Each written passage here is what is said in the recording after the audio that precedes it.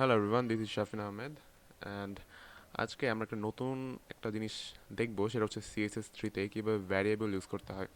আমরা সাধারণত জানি যে ভ্যারিয়েবল হচ্ছে শুধু স্যাসে আমরা ইউজ করতে পারি, কিন্তু সিএসএসে যে করতে পারি এই ব্যাপারটা খুবই মানে নতুন লাগলো আমার কাছে। আমি কখনো ইউজ করি নাই, বাট রিসেন্টলি জানতে পারলাম। আমি সবসময় স্যাস দিয়ে ভ্যারিয়েবল লিখতাম, কখনো আমি সিএসএসে করি নাই। তো ভাবলাম যে এটা শেয়ার করি আপনাদের সাথে, খুবই মজা একটা জিনিস। সো আমি এখন একটা নতুন ফাইল ক্রিয়েট করব, এখানে নিউ ফোল্ডার, এবং আমি এখানে লিখলাম সিএসএস ভ্যারিয়েবলস। ওকে, এটার মজার বিষয়টা হচ্ছে আপনার স্যাস দরকার হবে না, আপনি সিএসএসেই পুরোটা করতে পারবেন ভ্যারিয়েবলের কাজ। সো আমি এখানে হচ্ছে একটা কী বলবো, একটা টেক্সট ফাইল নিই। এখানে হচ্ছে আমি নিউ, এখানে আমি নিলাম এইচটিএমএল ফাইল, আগে নিলাম index.html। দেন আমি এখানে একটা সিএসএস ফাইল নিই, style.css, এবং আমি এই ফাইলটা আমি আমার ভিএস কোডে নিব। সাপোজ আমি এখানে ছেড়ে দিলাম add folder to workspace. So এখানে নেওয়ার পর সিএসএস ভ্যারিয়েবলস index.html, এখানে আমি আমার স্টার্টার টেমপ্লেটটা নিব। এখানে যদি আমি লিখি যে HTML5, তাহলে আমার একটা স্টার্ট হয়ে যায়। তো আমি টাইটেল দিলাম এখানে সিএসএস ভ্যারিয়েবলস, এবং আমি এখানে আসলে ভ্যারিয়েবল দেখার জন্য বেশি কিছু করবো না, হয়তো একটা ডিভ নিলাম, এরকম একটা ডিভ নিলাম, মানে আপাতত নিয়ে রাখলাম জাস্ট জাস্ট দেখার জন্য যে ভ্যারিয়েবলটা কীভাবে কাজ করে। এখন আমি style.css, এটা লিঙ্ক করাইতে হবে না আমার, তাহলে আমি কী করবো, আমি এখানে লিঙ্ক করাই ফেলি, টাইটেলের পরেই দিই লিঙ্ক। এখানে আমি দিব হচ্ছে style.css। ওকে, এটা হয়ে গেছে কানেক্ট। এখন যেটা করব সেটা হচ্ছে আমি যদি এটা লাইভে যাই, এখন আমি এখানে দেখব, মেবি ওপেন হয়েছে আমার,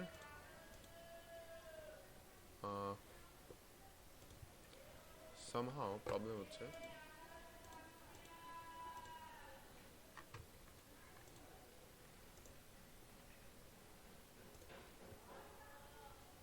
ওকে, সো এটা হচ্ছে রান হয়েছে এখন। তো এখন এখানে দেখতে পাচ্ছি যে পুরো হোয়াইট স্পেস, ঠিক আছে? পুরো এখানে হোয়াইট স্পেস। তো এখন আমরা যেই কাজটা দেখবো সেটা হচ্ছে বডিতে আমরা একটা কালার দিব। হ্যাঁ, তো আমি এখানে গেলাম style.css এ, এবং এখানে যাওয়ার পর আমি একটা জিনিস খেয়াল করব, সেটা হচ্ছে এখানে আমি যদি এখানে বলি যে বডি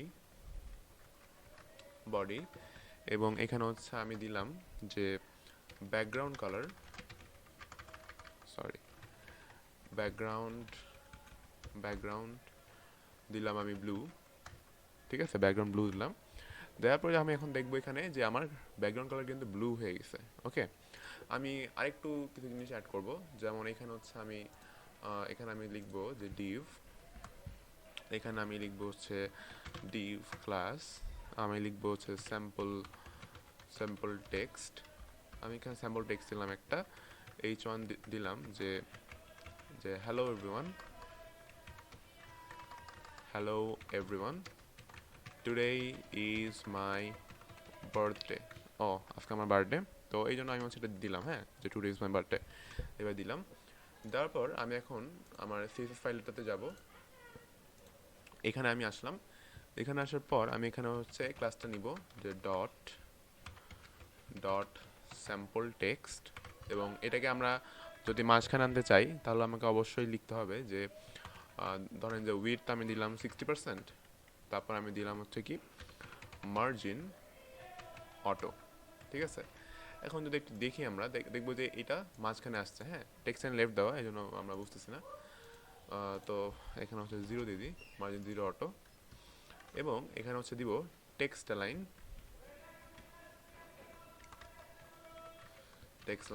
সেন্টার, ঠিক আছে? এটা দিলাম, ঠিক আছে, মাঝখানে চলে আসছে। এখন যেটা করব, এটার কালারটা চেঞ্জ করতে পারি আমরা, তাই না? তাহলে কালার চেঞ্জ করার জন্য আমি এখানে h1টাকে ধরবো, যে ডট স্যাম্পল টেক্সট h1, এবং এখানে আমি দিব কালার, এখানে দিব আমি কালার FFF। এখন এখানে একটা মজার জিনিস, সেটা হচ্ছে আমরা সিএসএস ভ্যারিয়েবল কখন ইউজ করব, যখন অনেকগুলা টেক্সট থাকবে, এখানে একটা টেক্সট, এখানে একটা টেক্সট, এখানে মানে অনেক কিছু থাকবে, কালার টালারের ব্যাপার থাকে, তারপর হচ্ছে আপনার উইথের ব্যাপার থাকে। তো যখন একাধিক জায়গায় আমাদের মানে একই প্রপার্টি ইউজ করতে হয়, উইথ, মার্জিন, কালার, তখন বারবার এই কালারের হেক্সা কোড, এত বড় কোড লিখা, তারপর এই নাম্বারগুলো লিখা, তারপর ধরেন যে বর্ডার বারবার লিখা, মানে আমরা যেসব কারণে স্যাসে মূলত ভ্যারিয়েবল ইউজ করে থাকি, মিক্সিং ইউজ করে থাকি, সেই সব কাজ আমরা এখন সিএসএসে করতে পারবো উইথাউট এনি প্রি প্রসেসর। ওকে, আমাদের কোনো সিএসএস দরকার হবে না, আমরা সিএসএসেই নর্মাল সিএসএসে করতে পারবো ভ্যারিয়েবলের কাজটা। তো এটা ভ্যারিয়েবল আমরা যে বলতেছি এটা কাজকে, এটা আমরা একটু দেখি লাইভ। তো ফার্স্টে ভ্যারিয়েবল জিনিসটা হচ্ছে একটা কন্টেইনার, যেখানে হচ্ছে আমরা একটা জিনিসের আর কি ভ্যালু সেভ করে রাখবো, অ্যান্ড দেন ওটা রিইউজ করতে পারবো। মেনলি রিইউজের জন্য আমরা এই ভ্যারিয়েবলটা ইউজ করবো। তো এই ভ্যারিয়েবলটা স্যাসে আমরা লিখি এইভাবে না, যে ধরেন যে আমি এখানে একটা ডলার সাইন দিয়ে লিখি যে সেকেন্ডারি, ধরেন যে সেকেন্ডারি কালার, এইভাবে দিয়ে আমরা হচ্ছে কী করি, একটা মান বসাই দিই, তাই না? সাপোজ ধরেন যে এইভাবে ভেবে একটা কালারের মান বসাই দিয়ে ভেবে, তাই না? তারপর যখন একটা এলিমেন্ট আমরা কল করতে চাই, তখন হচ্ছে এই এলিমেন্টটার নাম লিখে আমরা হচ্ছে এখানে এইভাবে লিখি যে, আমরা এইভাবে লিখি যে colour colour is equal to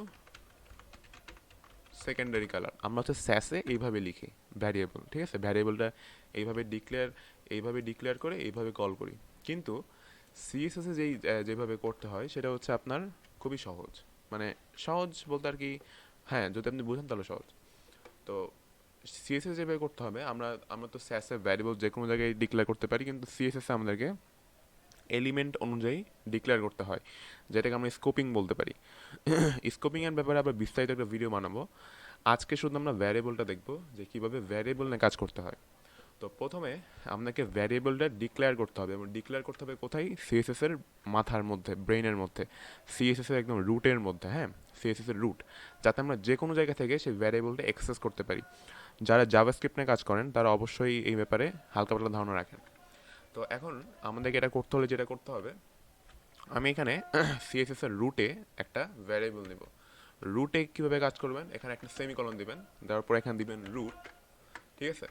root দেওয়ার পর এখানে নর্মালি সেকেন্ড ব্র্যাকেট দিবেন, এবং ব্র্যাকেটের মধ্যে যা লিখবেন সেটা সিএসএস এর রুটে, মানে সিএসএস এর মগজের মধ্যে সেভ থাকবে, বুঝছেন? এখানে হচ্ছে ভ্যারিয়েবল সাইনটা আমরা যেমন জাভাস্ক্রিপ্ট, তারপর স্যাসে আমরা ডলার সাইন দিয়ে দিই, সিএসএস এর ক্ষেত্রে ডলার সাইন না, সিএসএস এর ক্ষেত্রে আমরা দিব দুইটা হাইফেন এইভাবে, ঠিক আছে? এটা মানে হচ্ছে ভ্যারিয়েবল। এবং এটা দেওয়ার পর ভ্যারিয়েবলের নামটা লিখতে হবে আমাদের। নামটা ধরেন আমি যে কোনো নাম দিতে পারি, আমি দিলাম যে ব্লু, কারণ আমরা ব্যাকগ্রাউন্ড কালার নিলাম ব্লু। এটার ব্লু নিয়ে এখানে সেমিকলন দিবেন একটা, বা এখানে এইভাবে দিবেন, আমি এইভাবেই দিব, বা আচ্ছা এইভাবেই দিই, এবং সেমিকলন দিয়ে এখানে দিবেন হচ্ছে ব্লু। ওকে, ব্লু, এখানে আমি কালারটা দিয়ে দিলাম, ঠিক আছে? তার মানে এটা একটা ভ্যারিয়েবল। এখন আমি যে কোনো জায়গায় ধরেন যে আমি ব্যাকগ্রাউন্ডে ব্লু দিব, ঠিক আছে? আমি এই কালারটা না দিয়ে যা এটা রেফার করে দিব এই ভ্যারিয়েবলটা, যে এই ভ্যারিয়েবল থেকে কালারটা নিবে। তাহলে এই ভ্যারিয়েবলটা কল করবেন কীভাবে? এখানে হচ্ছে দিবেন ব্যাকগ্রাউন্ড ভ্যার, ঠিক আছে, জাভাস্ক্রিপ্টের ভার, এবং একটা ব্র্যাকেট নেব। ব্র্যাকেট নেওয়ার পর ভিতরে ওই ভ্যারিয়েবলের নামটা লিখে দেবো। দেখেন আমাকে সাজেস্ট করতেছে এই থেকে, ভিএস কোড থেকে সাজেস্ট করতেছে। তো আমি ব্লুটা দিয়ে দিলাম, ঠিক আছে? এখন দেখেন তো কালারটা চেঞ্জ হয় কিনা, নাকি একই আছে? দেখছেন একই আছে। এখন আমি যদি টেক্সট কালারটা আমি কাজ করতে চাই, তাহলে আমি ধরেন এখানে দিব আবার আরেকটা ভ্যারিয়েবল নিব, সেখানে আমি ধরেন দিলাম যে রুটের মধ্যেই যে ভ্যারিয়েবল সাইন। আমি ফার্স্টে, আচ্ছা আবার আমি রিপিট করি নিয়মটা। ফার্স্ট আমরা ভ্যারিয়েবল সাইন দিব, যেটা সাইনটা হচ্ছে দুইটা হাইফেন, ঠিক আছে? এটা মানে হচ্ছে ভ্যারিয়েবল। দেন ভ্যারিয়েবলের নামটা দিব আমি টেক্সট হোয়াইট, ওকে? দেন আমি এখানে দিব হচ্ছে এফ, ওকে? এখন আমি এই কালারের জায়গাতে আমি ভ্যারিয়েবলটা কল করব, যাতে ভ্যারিয়েবল থেকে সে কালারটা নিয়ে নেয়। ভ্যারিয়েবল, দুইটা ব্র্যাকেট, এবং এই ব্র্যাকেটের মধ্যে দুইটা হাইফেন, টেক্সট হোয়াইট, ঠিক আছে? এখন যদি আমি একটু খেয়াল করি, দেখবো যে এই অবস্থা। আমি বর্ডারের ক্ষেত্রেও সেম করতে পারি। আমাদের অনেক সময় বর্ডার কিন্তু মানে বারবার লেখা খুবই টাফ ব্যাপার, এবং যত বেশি কোড লিখবেন তত বেশি হচ্ছে আপনার সাইটটা লোড মানে বেশি নেবে। সো যার ফলে আমাদেরকে যেটা ট্রাই করতে হবে সেটা হচ্ছে মানে কত কম কোড, এফিশিয়েন্ট কোড এবং রিউজেবিলিটি বাড়ানো যায়, যাতে সাইটটা হালকা থাকে এবং লোড স্পিড মানে জোস বেশি থাকে, ওকে?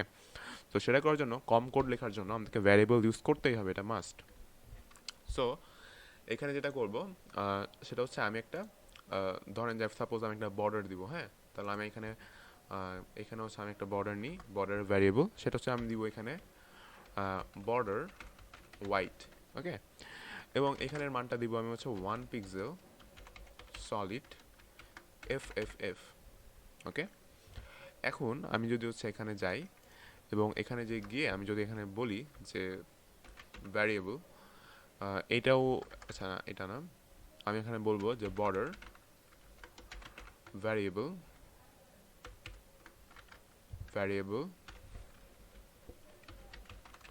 Border white. ঠিক আছে, এখন যদি আমি একটু খেয়াল করি দেখবেন যে এখানে চলে আসছে। ঠিক আছে, বর্ডার চলে আসছে। আপনি প্যাডিং চান, আপনি প্যাডিংও করতে পারবেন। কীভাবে করবেন? আপনি নিশ্চয়ই বুটস্ট্র্যাপ ইউজ করছেন, রাইট? সো আমি যদি বুটস্ট্র্যাপ কিছু করতে চাই, আমি এখানে লিখবো যে ভ্যারিয়েবল সাইন, আমি এখানে লিখবো ধরেন যে পি পিওয়াই দিলাম। হ্যাঁ, পিওয়াই মানে ওয়াই অ্যাক্সিস বরাবর প্যাডিং, মানে উপরে নিচে হবে প্যাডিং। এখানে দিয়ে আমি দিলাম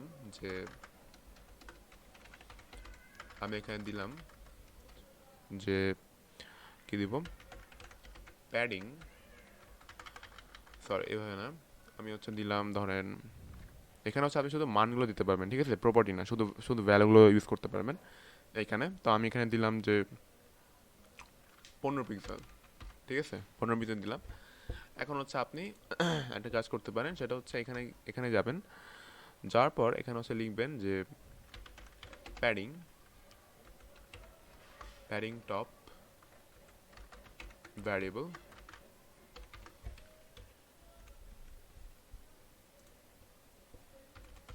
পিওয়াই। ঠিক আছে, সো দেখছেন? অথবা আপনি যদি এটা না দিতে চান, শুধু প্যাডিং দিবেন, তাও সম্ভব, চারিদিক থেকেও নিবে। ঠিক আছে, সো ভ্যারিয়েবলটা খুবই একটা মজার জিনিস। এটা হচ্ছে আপনি যদি মাস্টার করতে পারেন, এটা অনেক মানে মানে অনেক মানে ফলপ্রসূ হবে, অনেক বেনিফিশিয়াল হবে। সো এই জিনিসটা আমাকে জানা লাগবে। প্রত্যেকটা ভালো ওয়েবসাইট, প্রত্যেকটা অপটিমাইজড ওয়েবসাইটের জন্য ভ্যারিয়েবল ইউজ করার কোনো বিকল্প নাই। আর যতটা পারা সম্ভব আমাদেরকে অপটিমাইজড কোডিং করতে হবে। ঠিক আছে, আমরা যদি নন অপটিমাইজড মানে যা তা কোডিং করি তাহলে কিন্তু হবে না। ঠিক আছে, সো ইন ফিউচার ভবিষ্যতে আমি একটা ডেডিকেটেড আর কি প্লেলিস্ট বানাবো, যেটা হচ্ছে কোডিংয়ের উপর ডিপেন্ড করবে, যে যত ভালো মানে এবং যত সুন্দর করে কোডিং করা যায় আমরা সেটা শিখবো। ঠিক আছে, অ্যান্ড আমরা বেম আর্কিটেকচার ইউজ করবো। ওকে, সো আজকে ছিল এই পর্যন্তই। আমরা নেক্সটে ভ্যারিয়েবল সম্বন্ধে আরও জানবো, সেটা হচ্ছে স্কোপিংয়ের ব্যাপারটা। হ্যাঁ, স্কোপিংয়ের ব্যাপারটা খুবই মজার, এটা অনেক জাভাস্ক্রিপ্টের কনসেপ্টের মতন, কিন্তু ওটা আমরা আরেকটা আলাদা ভিডিওতে দেখবো। স্কোপিংয়ের অনেক ব্যাপার স্যাপার আছে, সো ওগুলো আমরা আলাদা ভিডিওতে দেখবো। আজকে ছিল এই পর্যন্তই, এবং আজকে আমার জন্মদিন, মানে আমার বার্থডে। ভাবলাম যে আজকে একটা ভিডিও বানাই, এবং প্রজেক্টেরও প্রেশার ছিল দেখে শপিফাইয়ের প্লেলিস্টটা করতে পারি নাই, কিন্তু খুব শীঘ্রই ওটা স্টার্ট করবো আবার। আর সবাই আমাদের দোয়া করবেন। আল্লাহ হাফেজ, অ্যান্ড থ্যাংক ইউ এভরিওয়ান।